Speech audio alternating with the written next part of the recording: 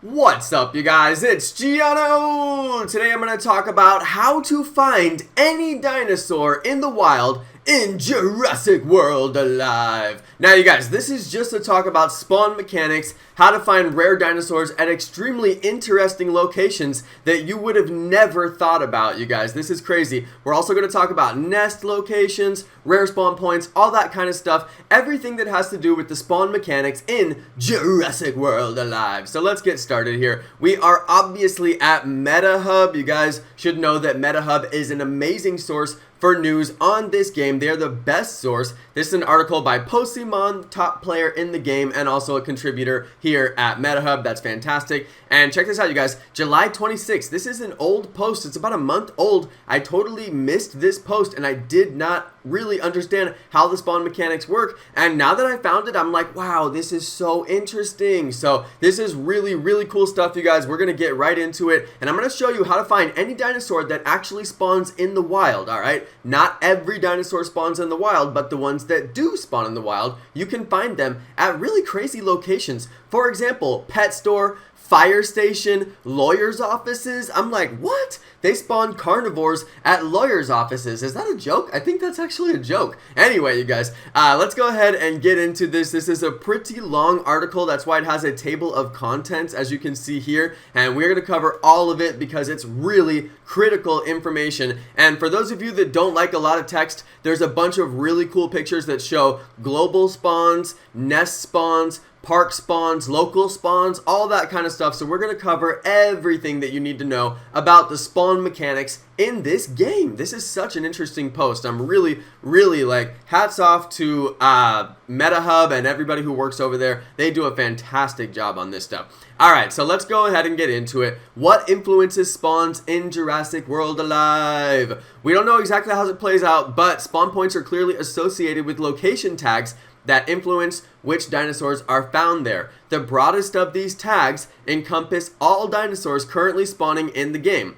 Global, parks, and local is broken up into 4 different types, which are generally referred to as biomes, okay? So we're going to go ahead and cover global spawns, spawns that will appear anywhere in the world no matter where you are, park spawns, spawns that will only appear in the green spaces that are labeled as parks, and then local spawns that have to do with your biome, okay? Now, this is all changes since the 1.3 update. If you guys aren't familiar with what that is, there was a major update in the game. It released a bunch of new dinosaurs, changed the way that events work, introduced strike towers, and basically changed a lot of the mechanics that you see on the map, including the day and night cycle, the dusk and dawn cycle, all that stuff. So all that was wrapped up in the 1.3 update. It was a major update to the game, and it changed a bunch of stuff. This was one of the things that it changed, but I did not know because it was all in the back end, and I wasn't really that familiar with how dinosaurs spawn in the game anyway. So this is a good chance for me to catch up on the new system and tell you guys how it works as well. So let's do it. Ludia has entirely changed the spawns in every local and global. That was in version 1.3. I'm telling you guys, it's a major update, very big deal. New dinos were added to the nest spawns and nest locations. Yes, there are nests in this game. I did not know that, you guys. So that's totally news to me as of like right now. Like, I did not know that. I was reading this article a little bit before I got started making this video, and I was like, seriously? They have nests in this game? That's crazy. Okay, so let's read about how they work. Alright, as you will notice, park spawns no longer have any non-hybrid materials, making it less of a chore to have to go to parks for hybrid ingredients. Basically, when you get there, you're going to get stuff that guaranteed has a fusion. So that's pretty handy. You can basically guarantee that if you go to the park, you're going to get stuff that you need. So that's good. They're encouraging you to go to the park and rewarding that gameplay. And that's how they encourage you, with adequate rewards. That's how a game is supposed to be developed. You're supposed to encourage things that you want by rewarding those things, not, you know, encourage things that you want by punishing everybody, you know, in the game. So yes, this is really good. Let's get in here. It says, to complicate things, we see dinos pop up in unexpected places. However, most spawns operate as expected given the categories below. So you can see all the dinos you can expect during the day, dawn, and dusk cycle right here. Alright, dawn and dusk, which is when I usually get out, is this dude right here, and I see him all the time. I'm not going to say the names of the dinosaurs, guys. The cards are here, and that's enough. Alright, global spawns, night, dawn, and dusk. So this is day, dawn, dusk. This is night, dawn, dusk. I see all these guys the most because I play the most at night, okay? So this is pretty much the dinosaurs that I see the most often right here. And then anytime is all these guys. Utah is anytime, Nodosaurus is anytime, Nodopatosaurus is anytime, alright? So those are some information that you definitely need to know.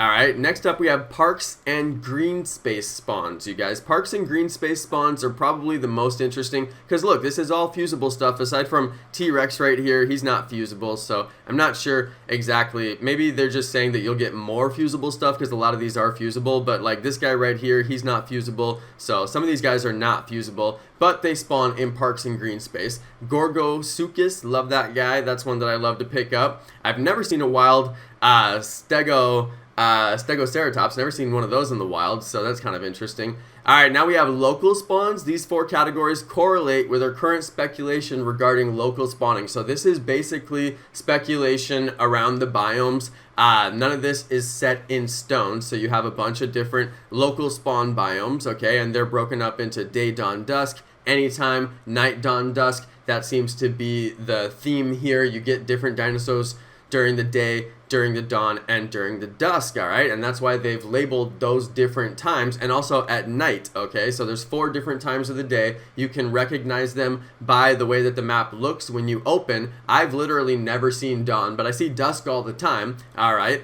So now let's move into nests. This is a little bit more interesting. The local spawns and the biomes aren't really set in stone, and there's not really much you can do about those aside from travel outside your local area and then go to a different local area and get those biome spawns, which is what a lot of people do. They'll just move out of their local area and go play somewhere else for the day just to get a different biome, and it's not really that hard to do. Unlike in Pokemon Go, where you might have to travel a whole town over to get a different biome sometimes, so it can be quite a distance to have to travel. So yeah, that definitely makes it difficult, but this is a little bit easier. I've gone a couple neighborhoods over and noticed that I was in a different biome, so it's not really that specific to geographic locations. Alright, let's go ahead to nests. This is probably the most interesting part right here. It says it does not currently have nests in the sense that Pokemon Go does, but there's something we will call nests that is even cooler. You may have noticed that some dinosaurs only spawn at certain times, and you'll occasionally see those dinosaurs at other times, like running into a Velociraptor in the midday. If this happens, you've run into a nest. Now, Velociraptor only spawns at night. We saw that back here somewhere. So here we go, night, dawn, and dusk. We have Velociraptor in the global night spawns, okay? He's basically like a ghost type Pokemon. He's going to spawn at night, but sometimes you will see them out in the day. So if you do happen to see that, then what you've discovered is a nest, so you're going to want to look in that place again for more Velociraptor spawns. We've linked certain spawn points to business/building types, and these points are, at these points, groups of dinosaurs can spawn at any time. Guys, this is guaranteed like the most interesting part of this whole article.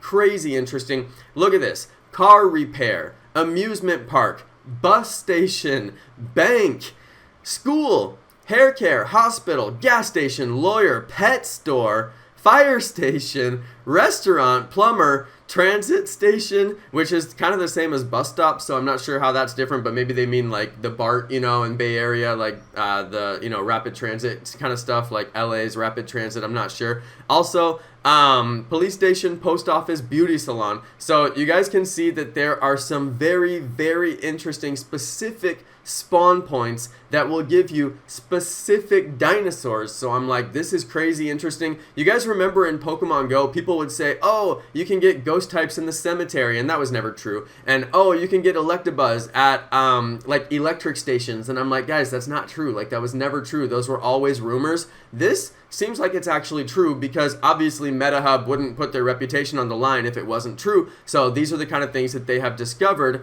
through their journeys. Alright, so I find this to be incredibly interesting. Finding a Pyroraptor at a fire station is hilarious. Finding all these different carnivores at the lawyer's office is hilarious. Some of these are genuinely funny, and some of these are just interesting. And obviously, being able to find like a T-Rex at a restaurant is going to be a big up for you if you're going to go out to a restaurant with your family or just with your, you know, with yourself or whatever, and get a T-Rex while you're sitting at the restaurant. Hey, that's a come up, you know, that's fantastic. So yeah, definitely some really, really interesting stuff that you're gonna want to know about in the game. If you don't know about this, you might be missing out on some walk opportunities or some opportunities to hunt for rare dinos in your area in places that you wouldn't have expected to find them, and you probably wouldn't have walked. Like, how often do you walk to the fire station? Probably never, but you might do it now that you've seen this video. Put a comment if you're actually going to walk or go to your local fire station and check for a Pyroraptor. I want to hear how many people are actually going to do that. Or if you're going to check your pet store or any of these local areas for dinosaurs that you wouldn't have checked for before. I want to hear it in the comments. Let me know in the comments if you guys are actually going to go explore new areas that you didn't think about before thanks to this video. Let me know. Anyway, you guys, the rest of this is just spawn rates, and those are fairly interesting, but we won't cover them too much. That's going to be the end for my video. I wanted to let you guys know how to find any dinosaur in Jurassic World Alive. Of course, only dinosaurs that actually spawn in the wild, duh. I mean, come on. But yeah, you guys, it's a really, really interesting article. Big shout out to MetaHub. Got to give a huge shout out to MetaHub. Fantastic information over at their website, and I can't say enough good things about them. They do a great job covering the game, and obviously this is fantastic info for all people who play the game, and I wanted to let you know. That's going to be the end for my video. Thank you everybody for watching. Thanks to my amazing subscribers, and peace!